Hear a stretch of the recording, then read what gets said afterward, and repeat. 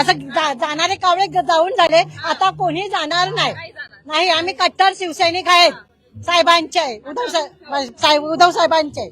आपण बघितलं तर किती शिवसैनिक ठाकरेंना सोडून गेले.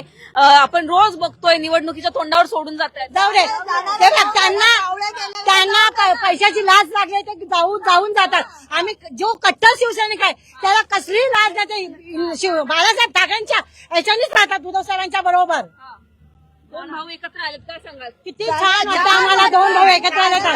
म्हणून तर त्यांच्या पायाखालची माती सरकलेली आहे. त्याच्यामुळे तर पायाखालची माती सरकलेली त्यांची. एकत्र आले म्हणून ते भाजपची एकदम भीती निर्माण झाली त्यांच्यामध्ये की आमच्या पुढे कसं होणार, समजलं. भरपूर त्यांना भरपूर भीती आली, त्यांना भरपूर भीती निर्माण झाली आहे. कारण का एका ठिकाणी राहू शकत नाही, 1000 दगडावर पाय देतात. तसे आम्ही उदय साहेबांचे कट्टर शिवसैनिक आहोत आणि एकाच दगडावर उभे राहत. आम्ही उदय साहेबांना राजसाहेबांना घेऊन आम्ही एकत्र उभे आहोत. ते म्हणतात मुंबईसाठी काय केलं ठाकरेंनी? अरे काय केलं तुम्ही? कोळीवाड्यात येऊन तर बघा, जिथे पाय टाका तिथे शिवसेनेचं काम आहे.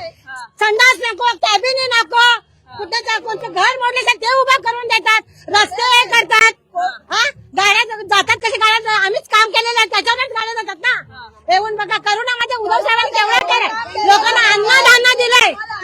कोरोनाचा विषय काढला, ते म्हणतात की घरात बसून होते मुख्यमंत्री. नाही पब्लिक सांगेल तुम्हाला काय करत होते ते करोनामध्ये. करोनामध्ये काय करते उद्धव साहेबांनी सगळ्यांना देऊन घरोघरी दूध नको, अन्नधान्य नको, तेल नको, सिलेंडर नको, सगळं नेऊन दिला. कोळीवाडा आमचा अख्खा सील केलेला होता.